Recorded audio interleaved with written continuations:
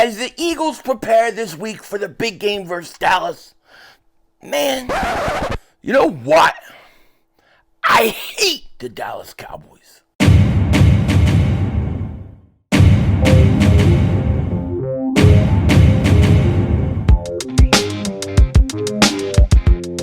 Dallas still stinks. Yo, by the way, King Dingbat here. Hope everybody's having a great day. Hope you guys are doing well. Hope you're hanging in there. You know, I know one thing for sure when it comes to the Philadelphia Eagles. I hate the Dallas Cowboys. I cannot stand that team. I cannot stand that franchise. I cannot stand that stadium that they play in. I cannot stand that uniform with the satanic stars on the helmet. They drive me absolutely batshit crazy. I'm just going to say it like it is. Now, we got a lot to talk about in this video, and I'm going to try to keep my cool because I'm getting really frustrated. But before we do that, if you're new to the channel and you like the content, make sure you hit that like button. More importantly, make sure you subscribe to the most censored, the most throttled, pause, Eagles content creator in all of the internet. And if you've been subscribed for a while, I just want to thank you so much for all the support you give me. It truly means a lot. Man, they need to get this game on with. I'm telling you, I can't take Dallas Cowboy Week anymore. I cannot take it because the things that you have to deal with, the questions that you have to answer, the logic that you have to try to make sense of that doesn't make any logical sense, gets annoying. It gets like tiring, okay? I need the Eagles to go out and beat the living crap out of this team, okay? I need it done.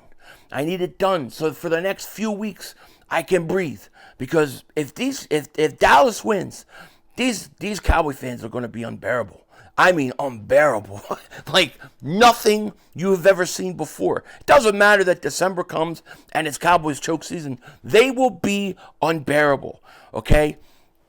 Now, in this video, there's a few things I want to talk about. First, let's talk about Cam Jurgens. Cam Jurgens showed up on the injury report again today. He's limited in practice.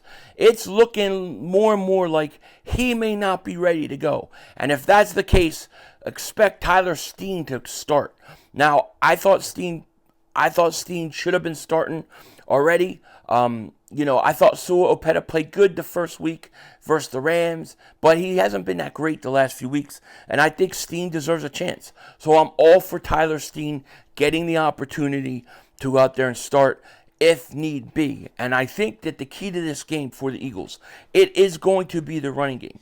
You've got to run the ball on Dallas. Now, I know a lot of Cowboy fans think that if they go up early on us, that all of a sudden we'll just fold because Jalen Hurts can't throw and all that kind of stuff. I guess they haven't watched A.J. Brown lately. I guess they haven't seen what Devontae Smith can do. I guess they haven't seen Dallas Goedert. Our passing game is very, very dangerous as well. The biggest problem that we have on offense, in my opinion, is the short yardage stuff, the red zone. We have not been good. And to me, that leads, and that comes from one major problem. No gain Gainwell. That's right. Kenneth No Gain Gainwell has been a problem. A lot of people say, Phil, you blame him for everything. If you watch these games and you go back and you look at him, a lot of the times the offense stalls is when he's on the field. It's just a fact of matter, okay?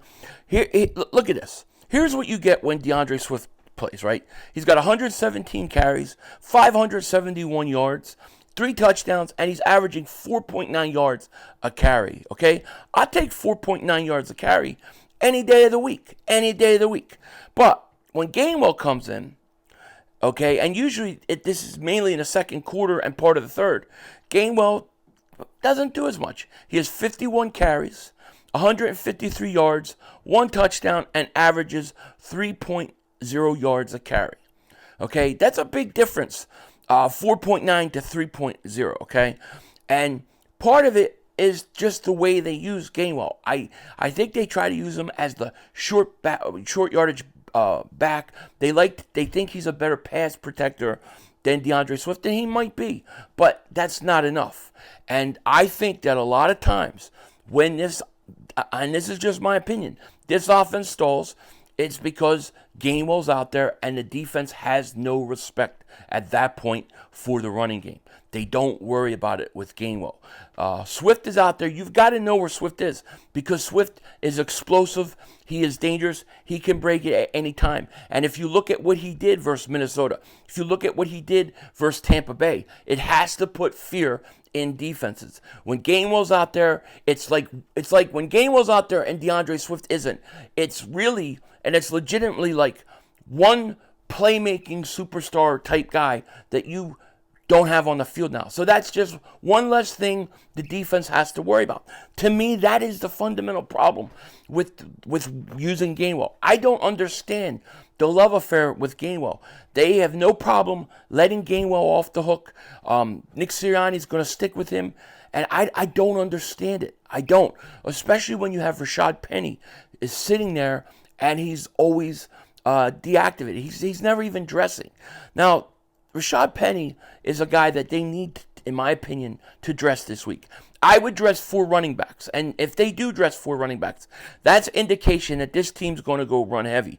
I think that's how you come out versus Dallas. I think you come out, you establish the run on them, you go down there, you have some nice drives, you score points, and I think Dallas is going to have big problems, big problems. Now, Rashad Penny this year only has 3 carries. He has 3 carries for 9 yards, and he's averaging 3 yards a carry. So he's only had 3 carries. So how can you know what a guy is with 3 carries? That's what I don't understand. I think Rashad Penny should be brought in, and then when you're down, inside the 10, put him in. He's 5'11", 220 pounds. I'm sure he could get you at least 1 or 2 yards behind our offensive line, And I know that there's been a lot of talk about the Eagles and the running game hasn't been as good as it was earlier in the season. But that is not because they can't run the ball. That is because there's been a lack of trying to run the ball. They haven't really wanted to establish the run the last few weeks. They haven't. We saw it in the Jets game. We saw it last week. They want to come out and they want to throw. And I think this week versus Dallas with Micah Parsons, future Eagle Michael Parsons, I think you need to run right at him. The Eagles have had a lot of success doing that, and I think they'll have it again. This is going to be one of the few matchups where we're going to get to see Hurts and Dak Prescott. And, we could say that, Dak Prescott was injured this game. Jalen Hurts was injured this game. Jalen Hurts didn't have a good team when he played. He was young. He was rookie. This is a game where they both are going to go out and play. And I am not going to use the hurt knee as an excuse for whether or not Jalen Hurts plays good or not. This is a big game for the Eagles. Like I said before, you have a chance to take a real stranglehold on this division if Jalen Hurts goes out there and this team wins. I'm smelling a big game for DeAndre Swift. I'm smelling a big game for Devontae Smith. I got a feeling Devontae Smith is absolutely going to explode, I just want this game to get going. I'm telling you, to me, I can't even just sit back and look at the X's and O's without coming in contact with Cowboy posts, Mark Holmes videos, and the delusion is, I just never seen anything like it. These fans are so delusional. It is absolutely insane.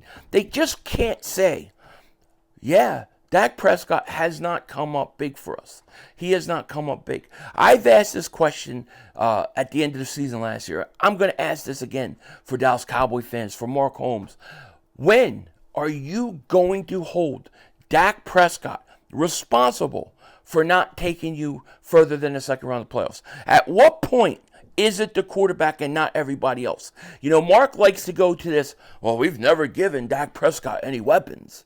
He's never had weapons. What are you talking about? What about the year he threw 37 touchdowns? He had Amari Cooper. Gallup was blossoming. You had Cedric Wilson. He threw 37 touchdown passes. You were a high-powered offense, and you went in the playoffs, and you choked. Dallas had a really good offense for quite a few years until they decided, stupidly, to trade Amari Cooper for nothing. Okay, everything went to hell. And they had CeeDee Lamb that year. It doesn't make any sense to me that you can actually try to blame the front office for not giving that guy weapons when in the past he's had plenty of weapons, Mark. He has had plenty of weapons. He just hasn't been able to get the job done. That's the truth of the matter. Now, CeeDee Lamb is going to be, he's going to be a problem. He's a very good receiver, not as good as A.J. Brown and Devontae Smith, but he's a good receiver, and the Eagles are going to have to worry about him. I'm not really worried about the Cowboys' running game. I don't think their running game's all that great, and the Eagles do a great job against the run, especially if Jordan Davis is good to go. So it's going to be about Dak Prescott passing the ball, and we'll get into all that tomorrow, but I think the Eagles are sitting in a really good situation. I think there's a lot of delusional Cowboy fans out there, and they just make me hate that team more and more. I can't help it. I hate the Dallas Cowboys. I do. And I know Cowboy fans are going to be on here, and they're going to say, well, we hate the Philadelphia Eagles. I respect that. You understand? I don't dislike somebody because they hate the Eagles. I respect it. If you're a Cowboy fan, you better hate the Eagles. If you're a Giant fan, you better hate the Eagles. There's something wrong with you. Something wrong. But, man, Cowboy fan, I mean, I can't even say, well, Dak Prescott's 8-3, and it's really meaningless. They want to go on these big rants about how it's not meaningless. The guy has never been through past the second round of the playoffs. He squandered a great divisional record. And then secondly, his 8-3 record has nothing to do with this game this week. Nothing to do with it. So I don't want to hear it. I just want this game to begin. I'm going to be a wreck. I'm going to be going crazy. This is a huge game. And I'm not saying this is going to be some easy walk-through game. It's not. This is a very tough game. And it's a big game. And the Eagles got to be playing their best football this game. But if they can win, what you get out of a win this week is huge for the Philadelphia Eagles. Going into a bye week, being 8-1, 2.5 games up in your division is a big deal. It's a big, big deal, especially when you got to come back versus Kansas City. Then you got to play Buffalo, okay? This game is big. Eagles got to take care of business at home. Otherwise, if you don't win this game, then you know what? This is going to be a dogfight into December. Well, where the Cowboys what? Because it's Cowboys choke season in December. Everybody knows that. But, man, I'm telling you, I can't stand the Dallas Cowboys. I just can't. They got to go down. They got to go down this week. That's all I can think of. I can't think of anything else, but I hate the Dallas Cowboys. They got to go down. With that said, take care. Talk to you later, of course. Don't be a dingbat. Remember, it's how we vision. We're all just living in it.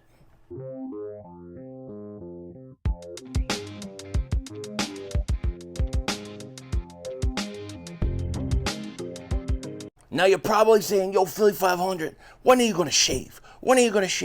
I can't shave. I'm going to fight with my wife. All right? It's a battle going on over here. She hates beards. She hates it. So I'm growing it out to totally annoy her. I'm trying to totally annoy her because we're having a battle of, should I keep that kitten? I want to keep that kitten. She doesn't because we have too many cats, which we do. We have too many cats. But I don't care. I love that kitten. I want to keep it. So I'm trying to annoy her, and I'm growing a beard out, and it's starting to get on nerves. I know because she'll leave things like, she'll give me signs. She'll be like, oh, just to let you know, I got brand new razors. There's one I put by your sink. Oh, okay. Now I know that's a hint. You got to go shave. I know what she's doing. I'm growing it out to annoy her. There's only one way, and she knows it. There's only one way that I'll shave it immediately. If she says, Philly, you don't shave, no matrimonial duties, I'll shave it in a second. This mother humper will be off so fast, I lose. Denzel Washington out.